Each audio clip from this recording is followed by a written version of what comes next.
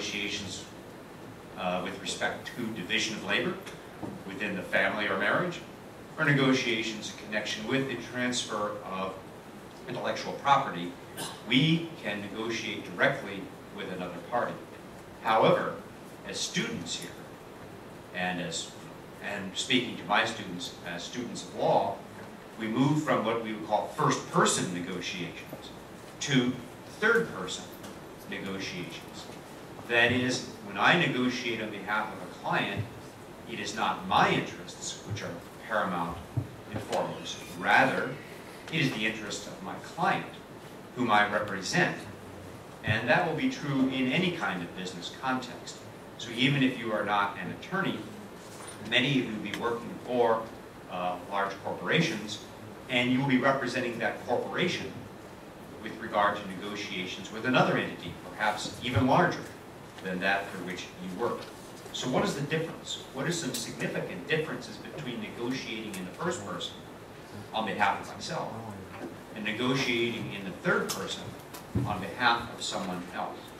Remember, first place here, of course, your client, your employer's goals, or the state's goals. Are you working for the government? If you're working for your government, those goals, not yours, are what are important.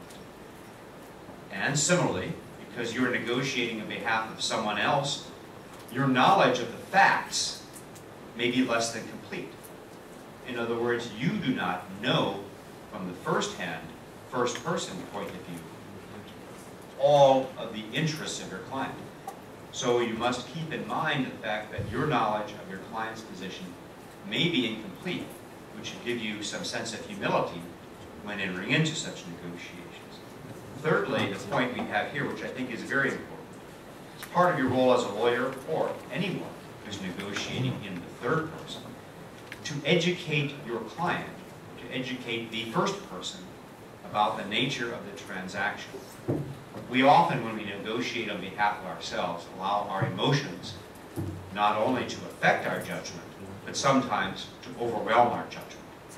When you're negotiating on behalf of someone else, it is your opportunity, in fact, it is your duty to step between your client's perhaps strong emotional, strong business, strong interest in a particular result, to step between that and the negotiations with the other party, to educate your client, your business owner, your government, about the nature of the transaction and what can reasonably and legitimately be expected to be the result of that transaction. Your role as a negotiator is as much to assist the party for whom you are negotiating directly as it is to achieve the goals of that party in discussions with the other side to those negotiations. Let's then move to the next slide here. How do we do that? Well, the first place, of course, is you must understand your client's goals and clarify your role in the negotiations. Again, there's that gap between your knowledge and your client's knowledge. You want to shrink that gap to as small a position as possible. In other words, you must learn everything you can within time available about your client, about your business, about your government's interests in connection with the matter under negotiation. Organizing your team, often there are more than one person engaged in the negotiation process for a large transaction. That team must be organized and itself must have a system by which the various opportunities for each team member to come to a certain amount of knowledge can be shared with other members of that negotiating team. You must determine the range of possible solutions to the problem under negotiation. Whether the problem is one of intellectual property, or the sale of goods, or a treaty on behalf of a national government, you must understand the range within which you can reasonably expect a solution to come about. Next one here, which I think is extremely important, next point that is, you must learn about the other party. It is not enough that one who is negotiating know one's own position, that is the position of one's own client. You must, to the extent possible, come to a deep-rooted understanding of the other party to the negotiations. And finally, you must, what I summarize in 3 words, or actually 1 word repeated 3 times, instead of the long expression, formulate proposals and fallback positions in advance, I would summarize all of these points with the words preparation, preparation, preparation. One cannot be too well prepared for entering into negotiations.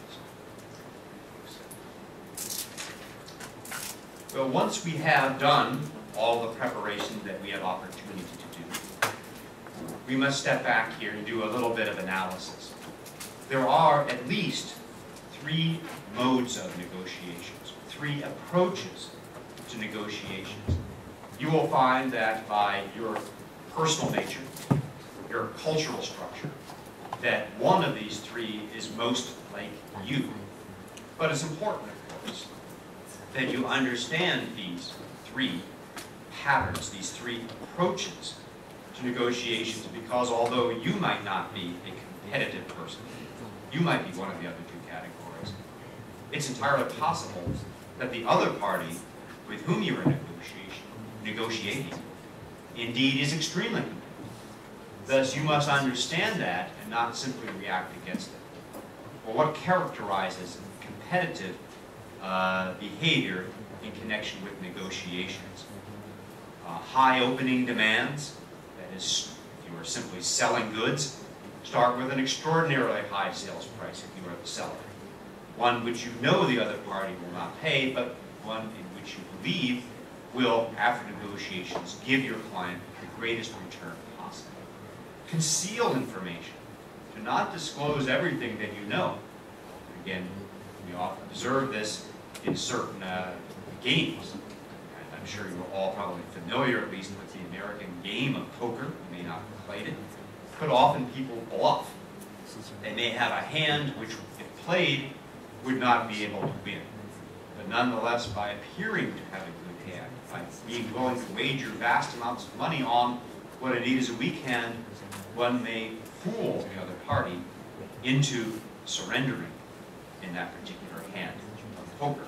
Some people negotiate that way as a matter of course. Such people also are argumentative, threatening, not necessarily, of course, physically, but threatening to break off the negotiations, to bring them to a conclusion.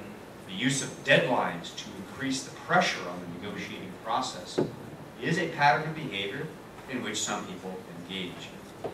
Simple inflexibility, a response that I had when trying to negotiate with some people in particular areas of practice and when I was an attorney, was inflexibility. No matter what question you asked the other party, no matter what suggestion you made, you quickly found the only answer was no. Well, that is the pattern that some people involve in looking at negotiations. They are looking for every possible advantage. And that is a style of negotiation which may characterize some of you. It is not necessarily bad, but even if it is not one which you find congenial, it is one that you may face in the course of your professional lives. Yes, one more ahead, I'm sorry. Yes, this is the one I was talking about. This is the one this indeed is the one I just discussed. I'm sorry for not having coordinated my remarks with the slide. That's my fault, it's not that of anyone else. But let's move on to cooperative behavior, another style of negotiation. Again, here, these are 5 characteristics. There could be more, there could be less, but nonetheless, let's review them briefly. A cooperative style of negotiations makes reasonable and moderate demands. It looks to advance both parties' underlying interests if possible. A cooperative negotiator is one that suggests reasonable compromises when points of tension are reached, and bases his or her proposals not on the most extreme position, but rather on objective standards, which are more likely to lead to an amicable solution to the matter under negotiation. The third style is one that can be called the problem-solving approach. The problem-solving approach starts even before formal negotiations